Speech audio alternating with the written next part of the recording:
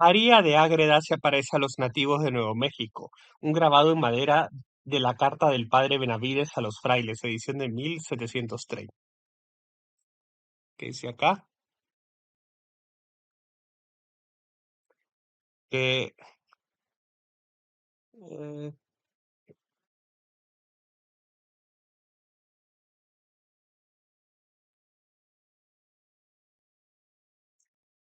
donde cayó justo en medio de una sesión de espiritismo,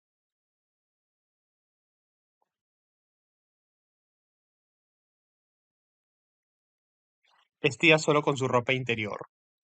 Una hazaña aún más notable de teletransportación o bilocación concierne a la venerable María Jesús de Ágreda. Aunque nunca se supo que ella hubiera salido de su convento español, se estimó oficialmente que entre los años 1620 y 1631 realizó más de 500 viajes a América para convertir a los indios jumanos de Nuevo México. Esta estimación no se tomó a la ligera.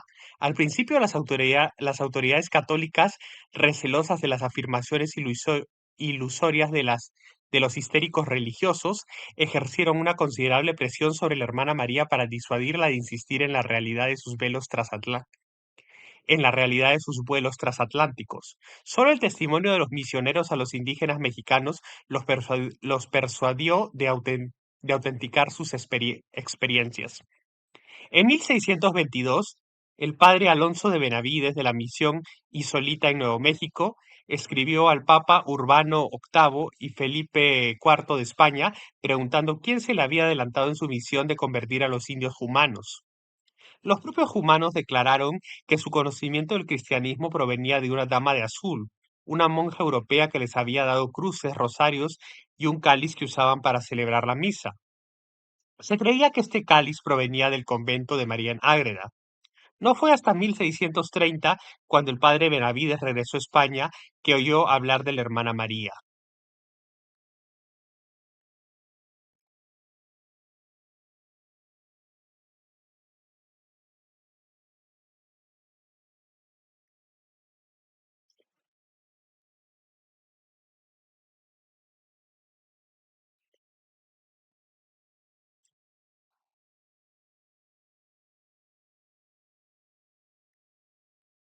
Oyó hablar de la hermana María y su fantástica creencia de que había convertido a los indios humanos. Obtuvo permiso para examinarla y lo hizo minuciosamente, recibiendo de ella relatos exactos de sus visitas a los indios con detalle de su apariencia y costumbres. Ella llevaba un diario de sus experiencias, pero lo quemó por consejo de su confesor. En él describía muchos detalles. En él describía muchos detalles de sus viajes, incluyendo una visión del planeta Tierra como una esfera que giraba sobre sus polos. En su vida de la venerable María de Ágreda, James A. Carrico concluye que Ágreda realmente visitó América muchas veces está atestiguado por los diarios de los conquistadores españoles. Los exploradores franceses de los que Ágreda realmente visitó América muchas veces está atestiguado por los diarios de los conquistadores españoles, los exploradores franceses, los relatos idénticos de diferentes tribus de indios a 1000 millas de distancia. Toda historia auténtica del suroeste de los Estados Unidos registra este fenómeno místico sin parangón en toda la historia del mundo. Hay aspectos insatisfactorios en el relato de la leyenda y su entrevista del padre Benavides en 1631. Fue un éxito de ventas en su época y muchas personas tenían un interés personal en la leyenda como medio para fomentar la colonización del Nuevo Mundo. Benavides afirma que María le dio muchas pruebas de sus vuelos a los humanos, llevada por los santos Miguel y Francisco. De hecho, en registros inéditos, nunca confirma directamente su transporte corporal y más tarde lo dudó. Había escapado por poco de ser condenada como bruja en su juventud y desconfiaba de las reprimendas oficiales por sus frecuentes éxtasis y levitaciones. Tenía que elegir sus palabras con cuidado y, por lo tanto, Presionada para explicar sus indudables visiones de los indios lejanos, María supuso que los ángeles la habían suplantado mientras le permitían presenciar sus hazañas. Lo que complicaba aún más el asunto era que a menudo, mientras estaba en estado de éxtasis o aislada en su celda, las monjas le decían a los visitantes que estaba con los indios. Sin embargo, las impresiones oníricas de María sobre viajar por el aire concuerdan con las descripciones similares de místicos que levitaban o se bilocaban. La coincidencia de sus visiones clarividentes de los indios y su insistencia en la presencia física de una monja no puede descartarse por completo. Uno de los memorandos de María incluye un detalle que deleitará a todos los fenomenólogos. Así como las tradiciones populares de todas las tierras advierten al viajero al país de las hadas que no acepte regalos de las hadas, no coma comida de hadas, ni desea a las mujeres hadas, así María dice que Dios le advirtió que ni en pensamiento, ni en palabra, ni en obra debo atreverme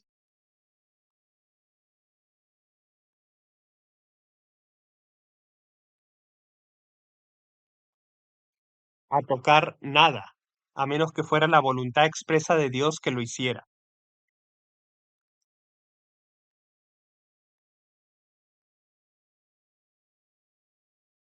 Esa sabia forteana que viajó mucho. Ese sabio forteano que viajó mucho, John Alexis Quill, vio una historia notable de un niño que se teletransportaba cuando pasó por Costa de Marfil, en África, en 1993. Los sacerdotes de la Iglesia Católica de San Agustín, en en Yamoussoukro, estaban preocupados por la aparente capacidad del niño para entrar y salir de habitaciones cerradas. El 18 de agosto, el niño de 9 años, considerado sin hogar, como tantos otros que acuden a la misión en busca de comida y refugio, fue alimentado y luego encerrado en el almacén de la iglesia para pasar la noche.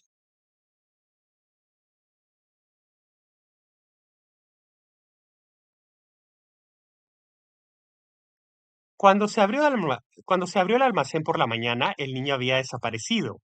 Más tarde lo encontraron profundamente dormido en el coche cerrado de un sacerdote. Los sacerdotes decidieron vigilar de cerca al niño. Al día siguiente le dijeron al periódico local que el niño desapareció mientras desayunaba con otras personas y no pudo ser encontrado hasta que lo vieron ligeramente aturdido fuera de la iglesia. Despertó el interés del padre Emile Cuaquio, el sacerdote principal, y de Cambiré Elí, periodista del periódico Ivoire Soir. Intentaron rastrear los orígenes del niño. Se había alojado en la casa de uno de los funcionarios de Yamoussoukro, quien a su vez lo rastreó hasta la ciudad de Duékoué, a 250 kilómetros de distancia. En Duékoué lo encontraron vagando aturdido por las calles y lo llevaron a la comisaría, donde los agentes realizaron su propia investigación. Ndua Kwame Search tenía solo 5 años en 1989, cuando fue llevado al hospital tras una lesión deportiva en su ciudad natal de Tasale. Desapareció en el camino, no se dice cómo, y se encontró en San Pedro, a 320 kilómetros de la costa. Su padre salió a buscarlo, no se dice cómo supo dónde estaba su hijo, pero cuando llegó a San Pedro, el niño fue encontrado de nuevo aturdido a 660 kilómetros tierra adentro en la ciudad de Odienné. La investigación policial estableció que el niño había aparecido en una serie de otras ciudades, incluyendo Arra, Dimbokro, Séguéla y la capital, Abidjan, a cientos de kilómetros de distancia, pasando meses, incluso años en estos lugares. A medida que se reconstruía la historia de la vida nómada de Kwame Search, sus diversos benefactores coincidían en que había algo muy extraño en las desapariciones. Ya, había algo muy extraño en las desapariciones y apariciones del niño. Creo que está poseído por un demonio, dijo el padre Cuaquio.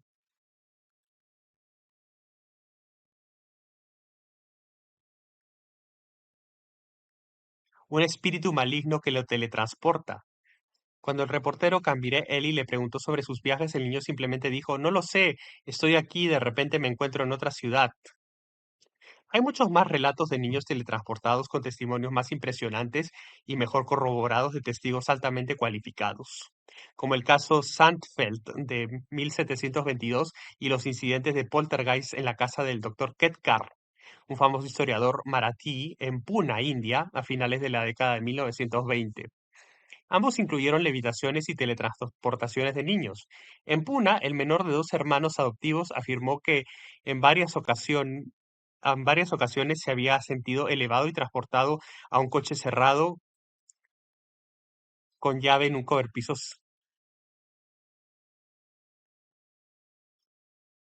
En Puna, el menor de dos hermanos adoptivos afirmó que en varias ocasiones se había sentido elevado y transportado a un coche cerrado con llave en un cobertizo cerrado con llave, algo parecido a lo que le sucedió a Andua Kwame Serge. No hubo otros testigos, pero los incidentes lo asustaron lo suficiente como para que sus padres se lo tomaran en serio.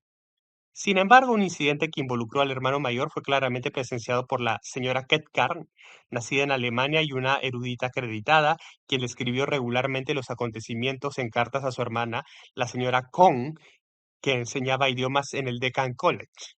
Según la señora Kettcar, temprano en la mañana del 23 de abril de 1928, el niño mayor se materializó repentinamente frente a mí, como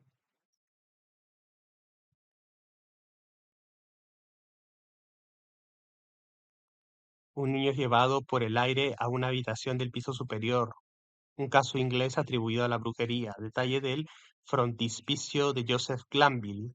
Sadducismus triumphatus.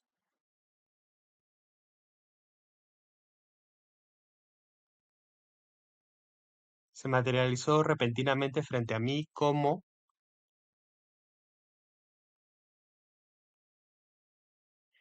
una pelota de goma. Parecía brillante pero asombrado y dijo, acaba de venir de Caryat. No entró por ninguna puerta. La señorita Con continuó. Mi hermana describe la postura del niño como algo muy notable. Cuando levantó la vista lo vio inclinado hacia adelante. Ambos brazos colgaban a los lados. Sus pies no tocaban el suelo, ya que vio un espacio distinto entre sus pies y el umbral. Era precisamente la postura de una persona a la que han sujetado por la cintura y llevado, y por lo tanto no hace ningún esfuerzo, sino que la dejan caer suavemente,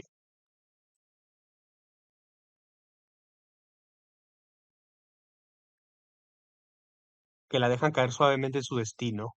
Estos casos suelen describir fenómenos muy complejos con muchos aspectos que los investigadores de fenómenos extraños llaman extrañeza extrema. Por ejemplo, un poltergeist podría incluir un ataque aterrador a su víctima teleportada, o el transporte puede haber implicado un aparente paso a través de material sólido como una pared o una puerta cerrada, como le sucedió al niño de Costa de Marfil.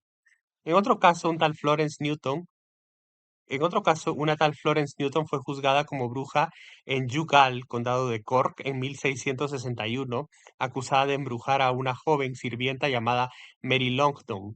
Mary comenzó a ver figuras grotescas en casa y vomitaba alfileres, lana y paja, a veces sufriendo ataques tan violentos que tres o cuatro hombres no podían sujetarla. Entonces, esta triste y convencional historia se vuelve más interesante. Mary fue apedrada por una lluvia de piedras dentro de su casa. Según el testimonio de un testigo ocular presentado en el tribunal, Joseph Glanville escribió que las piedras la seguían de un lugar a otro y de una habitación a otra y la golpeaban en la cabeza, los hombros y los brazos y caían al suelo y desaparecían. En el punto álgido de la persecución paranormal, Mary se teletransportaba por su casa. A veces había que sacarla de la cama y llevarla a otra habitación, continuó Glanville. A veces había que llevarla al último piso de la casa, acostarla sobre una tabla entre dos vigas del desván, a veces meterla en un cofre. Sadducismus triumphatus. En otro caso famoso que comenzó en diciembre de 1761, los hijos de Richard Giles en Bristol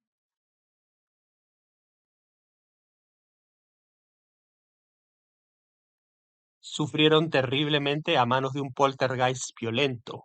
Fueron golpeados, arrastrados, apedreados, mordidos, estrangulados, pinchados con alfileres y, y babeados. En ocasiones varios hombres no podían sujetarlos cuando se elevaban por los aires. Estos eventos tuvieron muchos testigos adultos y fueron registrados en un diario cada día por Henry Durbin, conocido como un hombre piadoso y concienzudo. Un elemento significativo de gran extrañeza en muchos de estos relatos que resuena a lo largo de siglos de narrativa documentada es que los niños teletransportados han descrito con sus propias palabras haber sido atacados por seres extraños o aterradores. En el caso de la familia Giles, Dobby, quien fue la más afectada por el asaltante invisible, le dijo a Durbin que una mujer parecida a una bruja vestida con harapos la había llevado arriba. La bruja le había tapado la boca a la niña con la mano para que no pudiera gritar y que era consciente de que sus pies no tocaban el suelo. Sin embargo, según los testigos, la niña simplemente desapareció de la vista para ser encontrada, para ser encontrada más tarde. Hay algunas similitudes aquí con la descripción de Santa Teresa de Ávila.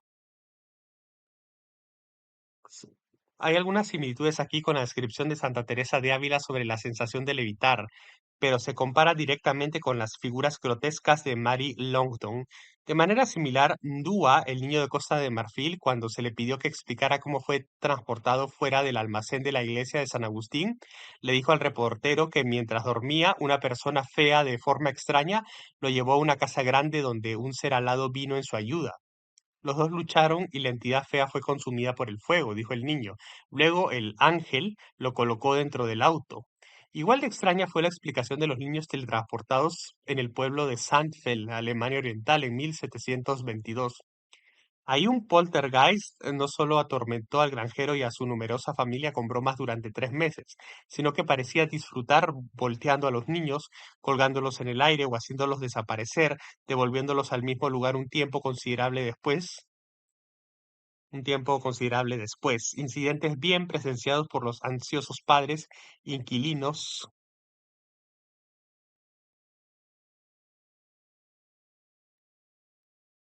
y, y otras personas que vieron esos extraños sucesos de cerca. El caso fue investigado y documentado con tanto detalle en 1722 que Alan Gault y Tony Cornell, quienes lo resumen en su revisión histórica de 500 casos poltergeist, lo califican como un documento impresionante. En los últimos años se han reportado otros casos notables de teletransportación involuntaria, principalmente en el contexto de los ovnis, algunos de los cuales se resumen en Nuestro planeta embrujado de John Keel. Otro ejemplo descrito en detalle, los no identificados, de Jerome Clark y Loren Coleman, es de José Antonio da Silva, quien apareció el 9 de mayo de 1969 cerca de Vitoria, Brasil, conmocionado y desaliñado.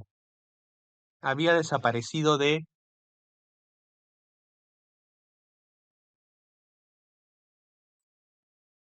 cerca de Bebedouro, a unos 500 kilómetros de distancia, 4 días y medio antes.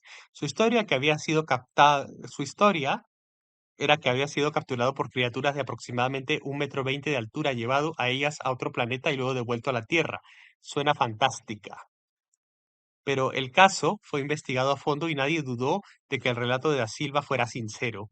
La característica, su historia, que había sido capturado por criaturas de aproximadamente 1,20 m de altura, llevado por ellas a otro planeta y luego devuelto a la Tierra, suena fantástica, pero el caso fue investigado a fondo y nadie dudó de que el relato de Da Silva fuera sincero. La característica significativa de los casos de teletransportación vinculados a ovnis es que la víctima reaparece en estado de shock, trance o semiamnesia, exactamente como se informa de los abducidos de generaciones anteriores. Aunque generalmente es espontánea e involuntaria, en algunos casos la teletransportación parece dirigida y con un propósito. El hombre que fue teletransportado de Goa a Portugal en 1655 fue juzgado por la Inquisición por haber obtenido el, el efecto por magia y por lo tanto fue quemado por el uso prohibido de poderes ocultos. Nadie entonces dudaba de la existencia de tales poderes, y cuanto más retrocedemos en la historia a través de tiempos de brujas y chamanes tribales hasta los poderosos magos estatales de civilizaciones arcaicas, más exacto es el conocimiento que se afirma de las técnicas de teletransportación y vuelo mágico. El fenómeno solía ser en gran medida desconocido ajá, fuera de hagiografías religiosas, el folclore y los anales de la brujería. En lugar de las hazañas legendarias de los místicos voladores, por ejemplo, el transporte aéreo de grandes losas de piedra por los constructores de Stonehenge, oímos hablar de viajes fuera del cuerpo y las bromas maliciosas de los poltergeist o abducciones por extraterrestres. La materialización y el vuelo de objetos. En diciembre de 1894, una casa en la finca de Lord Portman en Durweston, Dorset, fue escenario de sucesos inexplicables. Los residentes contaron que los objetos se elevaban en el aire y eran propulsados hacia su vivienda. El guardabosques Newman investigó y dentro de la casa vio cuentas y un silbato de juguete que subieron y golpearon una ventana sin romperla. Decidió esperar y ver qué sucedía y más tarde contó su historia a la Sociedad para la Investigación Psíquica. Me senté y estaba mirando la puerta que daba al jardín. Estaba completamente abierta, dejando un espacio de 15 pulgadas entre ella y las paredes interiores, cuando vi viniendo detrás de la puerta una cantidad de conchas pequeñas. Vinieron de la puerta desde la altura de aproximadamente 5 pies, una a la vez a intervalos que variaban de medio minuto a un minuto. Venían muy despacio y cuando me golpeaban apenas podía sentirlas. Con las almejas, 2 dedales vinieron tan despacio que la manera normal habría caído mucho antes de alcanzarme. Ambos dedales golpearon mi sombrero, algunos no me dieron en la cabeza y pasaron justo al lado y cayeron oblicuamente, no como si los hubieran dejado caer. Aquellos que... A ver, ¿qué dice acá? La señora Teresa Costa y su bebé aterrorizados por utensilios de cocina voladores en junio de 1955. La familia Costa se había ido a hospedar en una casa de campo del siglo XIV en el pueblo de Saint-Jean-de-Maurienne, en la frontera franco-italiana. Cuando casi de inmediato se escucharon fuertes golpes en las puertas y en las paredes, los muebles y la estufa temblaron y los objetos salieron volando. Después de varios días de disturbios, fueron visitados por reporteros y uno tomó esta fotografía. Declaró que vio los objetos durante un periodo prolongado deslizarse de sus lugares, hacer un semicírculo en el aire y caer en diferentes lugares. Bueno, aquellos que... ah, esta fotografía, tomada por Leonie Sachs en febrero de 1939, parece mostrar una mesa pesada y libros en pleno vuelo durante una sesión de espiritismo. El medium londinense Jack Weber, al centro, se hizo famoso por las manifestaciones de fenómenos físicos.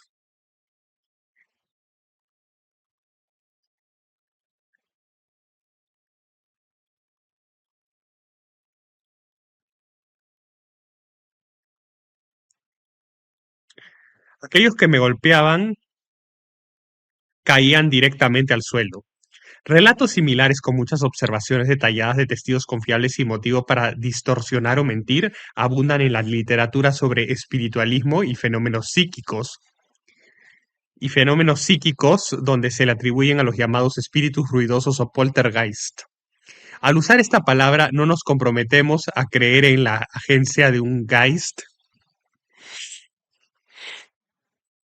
o espíritu, aunque a veces parece haber inteligencia o propósito detrás de tal actividad, nos inclinamos a ver tales sucesos como evidencia de alguna fuerza universal, una fuerza universal no reconocida en lugar de una persecución deliberada por fantasmas y demonios. Hay 2 aspectos de la historia de Newman que nos interesan particularmente. La materialización de objetos, presumiblemente de otro lugar, y sus extraños y lentos vuelos por el aire.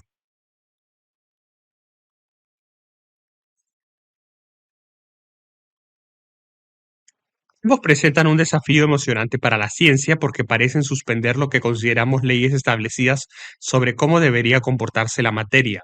La trayectoria y la fuerza de los misiles que impactaron a Newman desafían nuestra comprensión de las leyes del movimiento y de la gravedad, y sin embargo su testimonio es tan honesto que nos preguntamos qué sucedió aquí con la inercia y la masa normales. Tenemos muchos buenos informes de objetos que cayeron o volaron, ya sea más rápido o más lento de lo que normalmente se esperaría, a menudo desviándose para evadir manos que los agarraban. El profesor Sir William Barrett se dirigió a la Sociedad para la Investigación Psíquica sobre este tema en 1911 Y el erudito jesuita padre Herbert Thurston da muchos ejemplos en su libro Fantasmas y Poltergeist, después de toda una vida de estudio del fenómeno. Por ejemplo, Thurston cita un caso de Alemania de 1718 en el que una gran piedra parecía caer perpendicularmente y con gran velocidad justo sobre la cabeza del ministro. Una de las criadas que estaba mirando gritó de terror, pero la piedra se desvió en toda su trayectoria, aunque a costa de un panel de vidrio a través del cual pasó al patio exterior. Además de los problemas de autenticación, lo que a menudo hace que estas historias resulten desagradables para los científicos serios es una sensación de intención maliciosa, con frecuencia maliciosa en las acciones. Por ejemplo,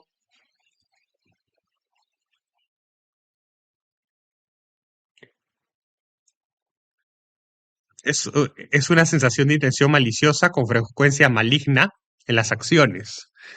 Por ejemplo, Thurston cita un panfleto alemán sobre un médico cuya casa fue prácticamente demolida en 1713 por un bombardeo constante de proyectiles que se volvían sólidos y visibles segundos antes de impactar contra algo. Durante este acoso, durante este ataque, el médico comenzó a blandir su espada a su alrededor y una vez al volver a enfundarla,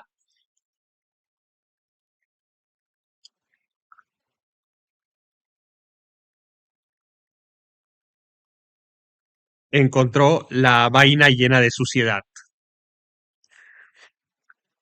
Un largo incidente ocurrido entre 1928 y 1929 que involucró al hijo adoptivo de 8 años de una familia india en Pune fue reportado en Psychic Research por la señorita H. Cohn, quien junto con su hermana se alojó con la familia.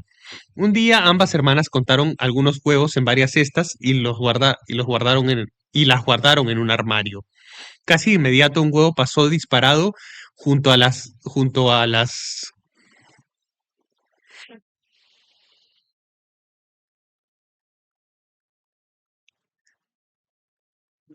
chicas desde la dirección del armario y se rompió en el suelo.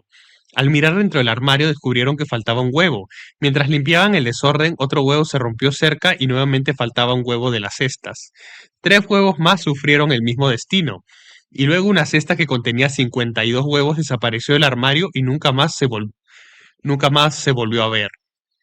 Varias veces las niñas volvieron Varias veces las niñas vieron caer monedas. Al principio no siempre podíamos ver las monedas en el aire, sino que simplemente las veíamos caer, sobresaltándonos por el contacto de la moneda con el suelo. Sin embargo, pronto pudimos observar más de cerca y vimos aparecer el dinero en el aire.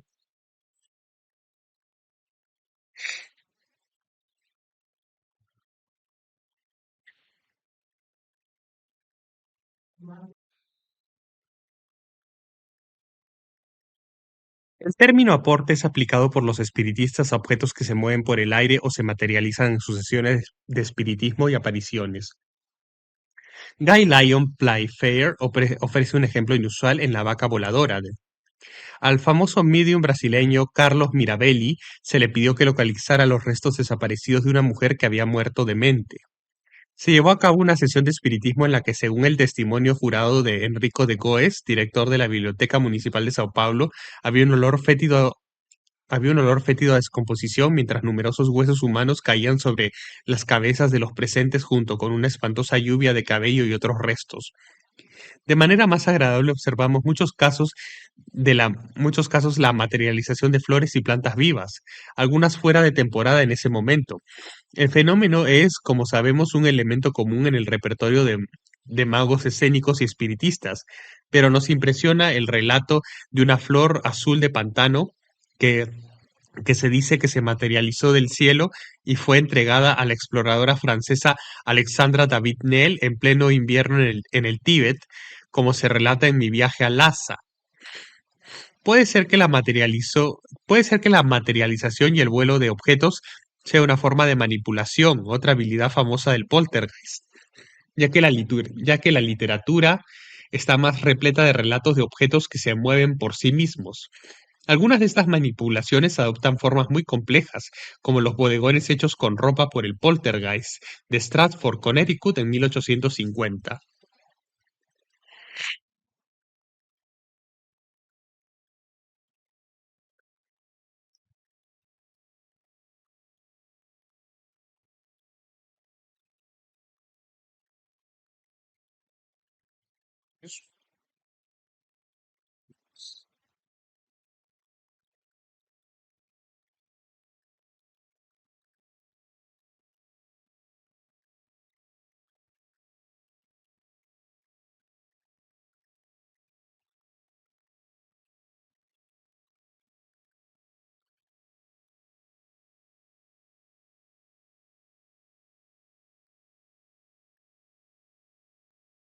Uno de los eventos más extraordinarios de este tipo que conocemos fue una escena que podría haber surgido de una caricatura o de la imaginación de un niño.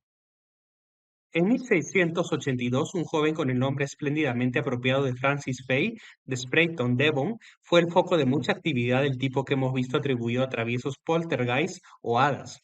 Al igual que otras víctimas de poltergeist, a menudo veía apariciones de su torturador, a veces en la forma de una anciana, a veces en formas muy horribles, de vez en cuando, como un perro monstruoso que escupe fuego.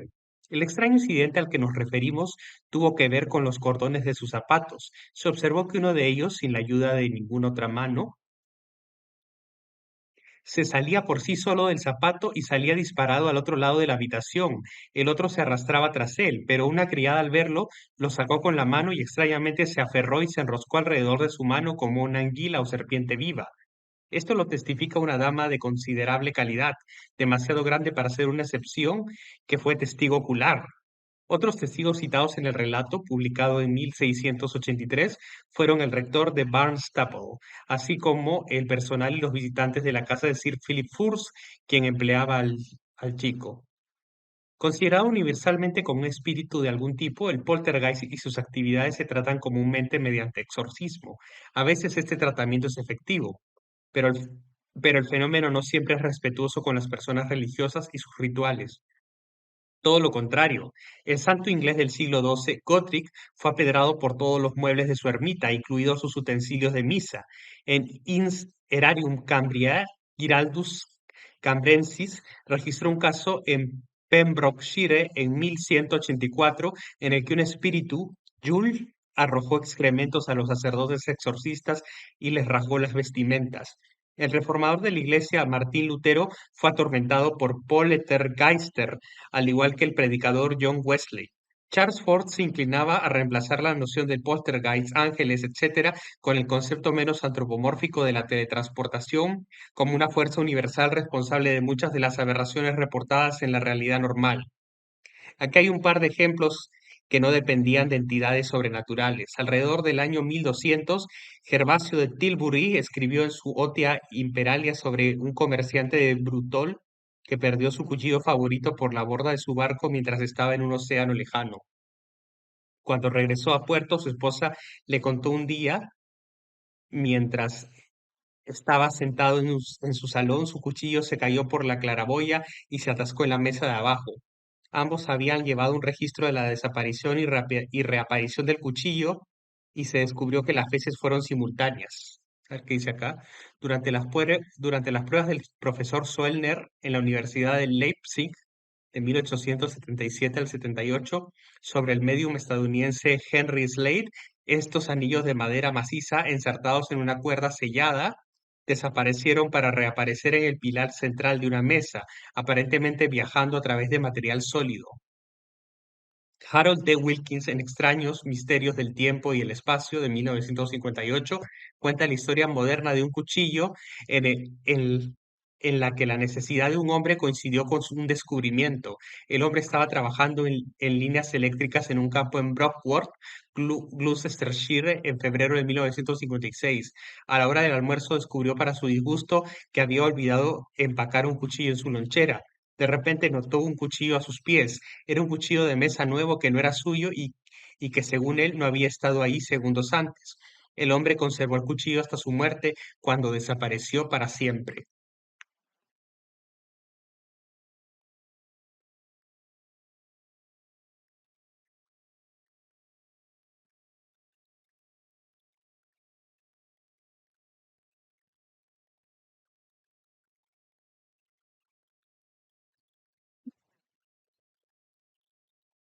Levitación y vuelo espontáneo.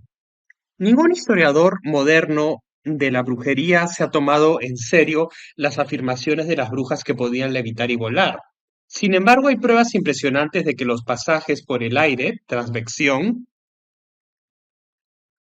no son meros vuelos de la fantasía.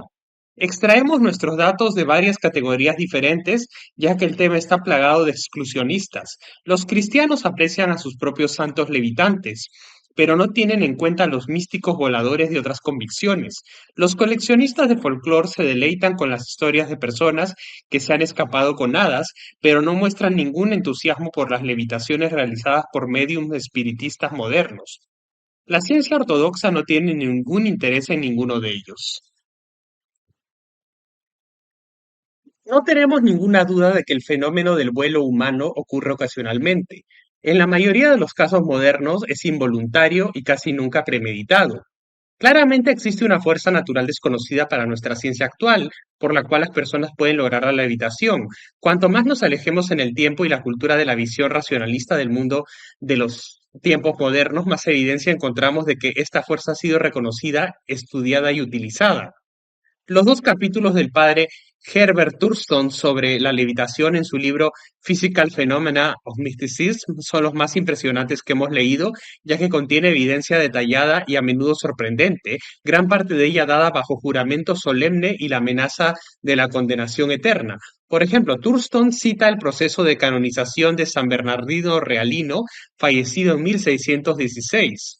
Interrogado por clérigos de alto rango, un noble menor relató cómo vio cierto resplandor, o resplandor que emanaba de la puerta entreabierta de la habitación del santo en 1608. Preocupado por la posibilidad de un incendio en la habitación, se asomó y vio al santo arrodillado, con el rostro vuelto hacia arriba, suspendido a 2 pies y medio de altura. Su asombro y temor dieron paso a la sensación de estar invadiendo algo íntimamente íntimo, por lo que se escabulló. El tribunal eclesiástico le advirtió varias veces durante su testimonio que se planteara si la escena era una alucinación y el resplandor un reflejo de la luz del sol, pero el hombre se mantuvo firme.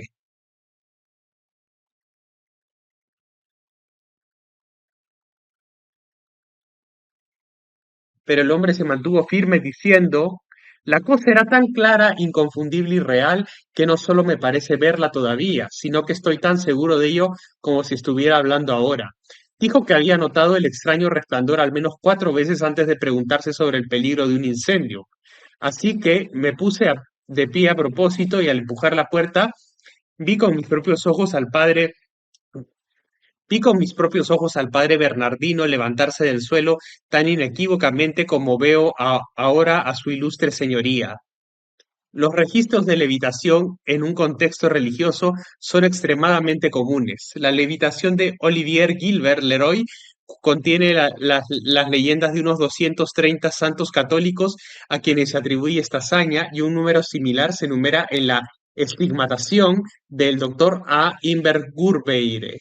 El padre Thurston proporciona otros 20 casos menos conocidos, pero bien atestiguados, que el doctor Inver Gurbeire había pasado por alto. Entre ellos se encuentran San Ignacio de Loyola, conocido por flotar justo por encima del suelo mientras meditaba; San Adolfo de Ligorio, quien fue elevado en el aire frente a toda una congregación en 1777; y en el siglo XIX, la carmelita siria Sor María de Jesús Crucificado, quien a veces era levitada, quien a veces levitaba hasta las copas de los árboles en el jardín del convento de Belén.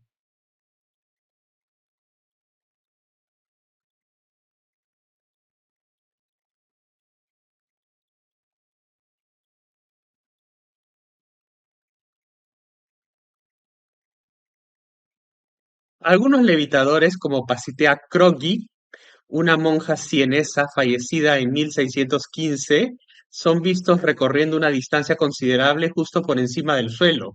Otros flotan en actitud de oración, mientras que San José de Cupertino, fallecido en 1663, se elevaba en grandes picados hasta el techo de su capilla.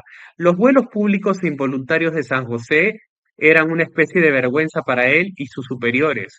De repente gritaba y volaba por los aires, interrumpiendo tanto los servicios religiosos que se le prohibió el culto público. Una vez, según un testigo, se elevó al espacio y desde el centro de la iglesia voló como un pájaro hasta el altar mayor donde abrazó el tabernáculo. En otra ocasión se estrelló contra un olivo y permaneció arrodillado durante media hora sobre una rama que se vio balancearse como si un pájaro se hubiera posado en ella. Finalmente, las autoridades lo trasladaron de una casa franciscana a otra en un intento de evitar la publicidad. Aunque el resplandor divino se menciona en algunos casos, la mayoría de las levitaciones parecen ocurrir mientras el levitador está en trance o éxtasis. El padre Thurston quedó particularmente impresionado por la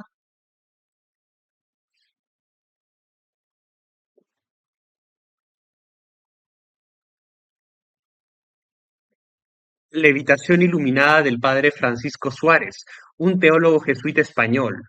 Según lo registrado por el monje que había sido enviado para despertarlo, noté la luz cegadora, noté que la luz cegadora provenía del crucifijo, y en este brillo lo vi arrodillado frente al crucifijo, su cuerpo elevado del suelo. El testigo estaba comprensiblemente aturdido.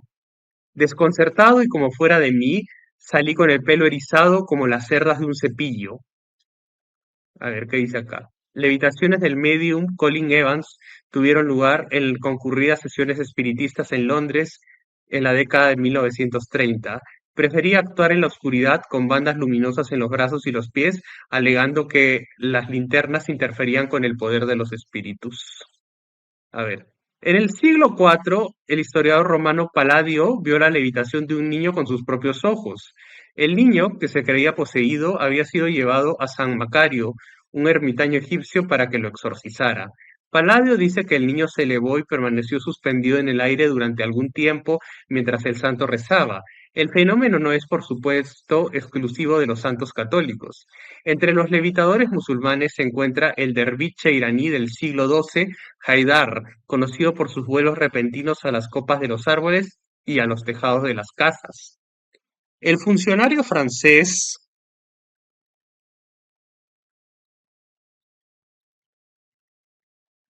el funcionario francés y escritor de viajes en la India, Louis Jacoliot, afirma haber presenciado dos levitaciones de un fakir llamado Govindasamy.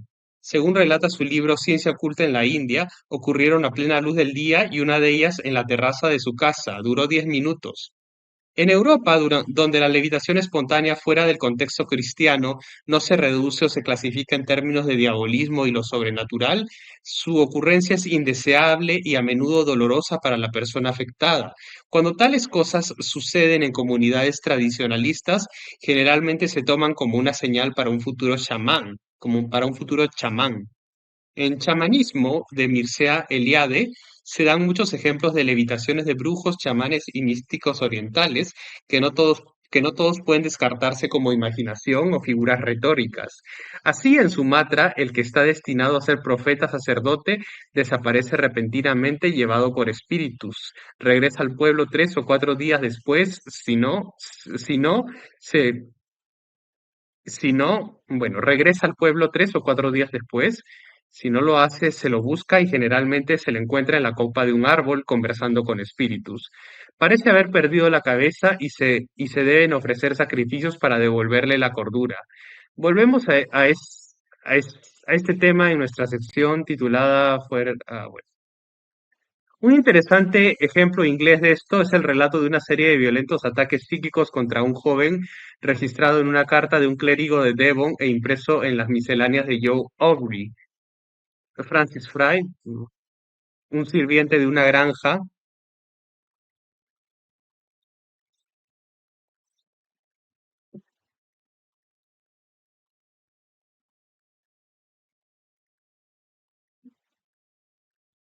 Francis Fry,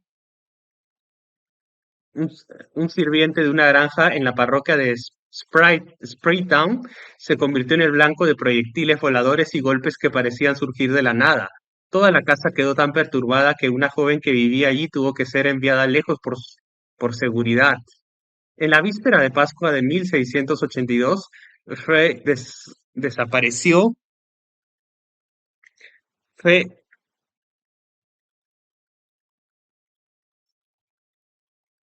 Fry desapareció y fue buscado Mucho más tarde fue encontrado semidesnudo en un pantano, silbando y cantando completamente fuera de sí. Sus zapatos estaban esparcidos a cada lado de la granja y su peluca fue encontrada en la copa de un árbol. Volviendo en sí una hora después, protestó solemnemente que el demonio lo había llevado tan alto que vio la casa de su amo debajo de él, no más grande que un montón de heno que él.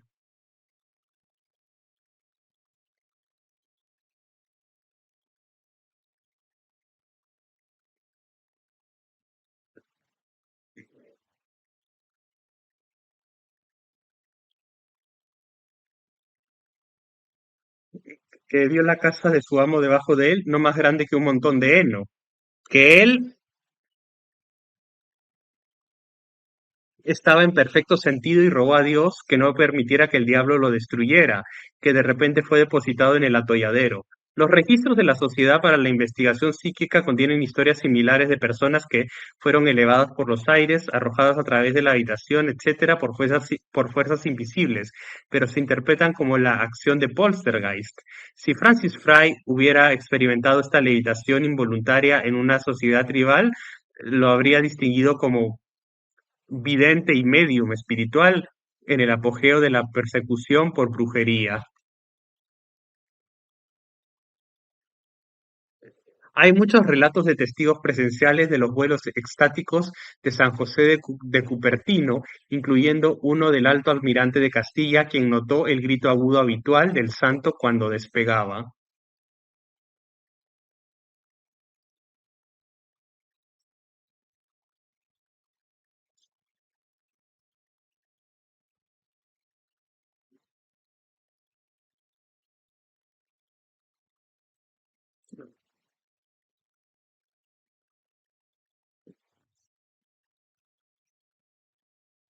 En el apogeo de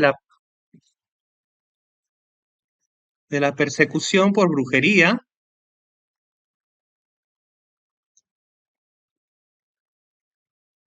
él podría haber sido quemado. Para la época de Aubrey, pudo, para la época de Aubrey pudo registrar los curiosos fenómenos que le deleitaban, como cualquier verdadero erudito, sin necesidad de comentarios moralistas. La enorme literatura sobre ovnis. Asimismo, tiene casos que involucran descripciones de levitación, a menudo asociada con rayos de luz, teletransportación repentina y encuentros oníricos con entidades que parecen estar planeando el incidente. A ver qué dice acá arriba. En su Sadducismus Triumphatus, el teólogo de Somerset, Joseph Glanville, refirió, la- refirió las levitaciones y desapariciones bien documentadas de un joven del condado llamado Francis Fay, como se muestran aquí en la portada de Glanville. Diferentes autoridades han atribuido el hecho a hadas, demonios, brujería o un talento salvaje innato. Según sus propias creencias, para un, para un relato,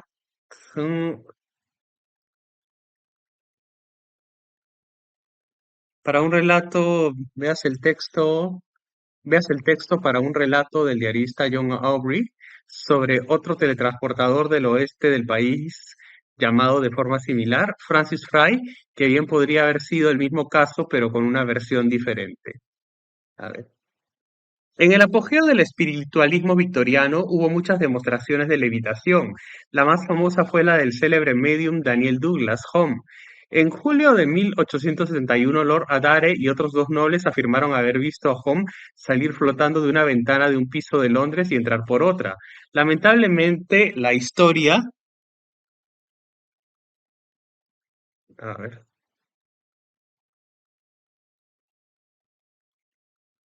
la levitación del medium D. Home en 1871 ante un grupo de eminentes observadores es probablemente el incidente más famoso de espiritualismo victoriano.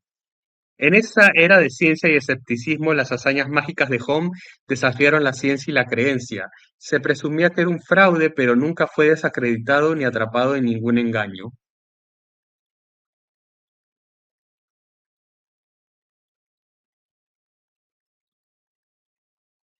A ver, la, his-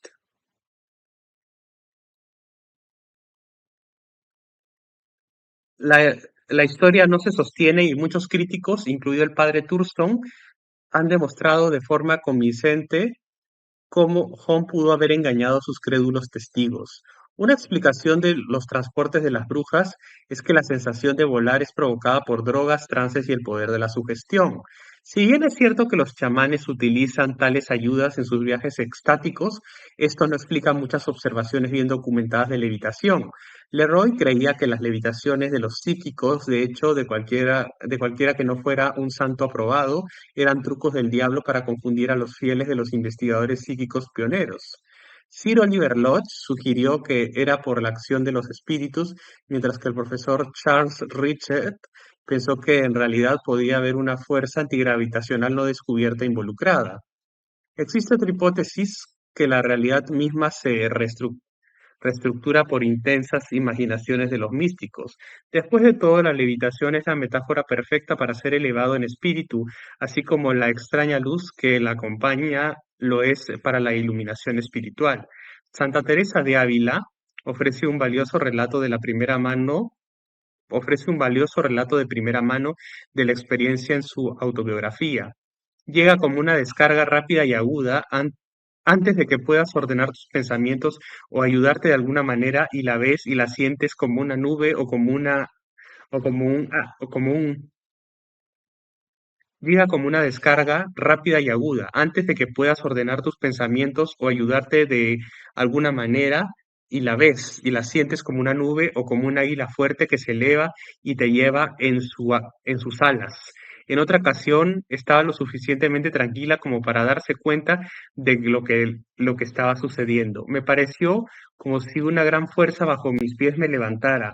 Confieso que me produjo un gran temor, pues al ver el cuerpo así levantado de la tierra, aunque el espíritu lo atrae hacia arriba tras de sí, y eso con gran dulzura si no se le resiste. Los sentidos no se pierden, al menos yo pude ver que estaba siendo levantada. Después de que el arrebato había terminado, mi cuerpo parecía con frecuencia flotar, como si todo el peso se hubiera apartado de él. Santa Teresa intentaba resistirse a las levitaciones, deseando el éxtasis, le diera delirios de pero temiendo que la elevación corporal le diera delirios de grandeza y pudiera distraer a sus monjas de sus devociones adecuadas. Una vez, sintiendo que la dominaba, se aferró a las esteras, pero se elevó en el aire aún sosteniéndolas. En otra ocasión, el esfuerzo la hizo vomitar sangre. Escribes sobre estar agotada como una persona que ha estado luchando con un gigante fuerte. En otras ocasiones era imposible resistirse en absoluto. Su alma era arrastrada y casi siempre mi alma era arrastrada y casi siempre mi cabeza con ella. No tenía poder sobre ella y de vez en cuando sobre todo el cuerpo también, de modo que se elevaba del suelo. Cualquiera que lea sus relatos no puede dejar de quedar impresionado por ellos. Nos desafían a aceptar su realidad por misteriosa que parezca.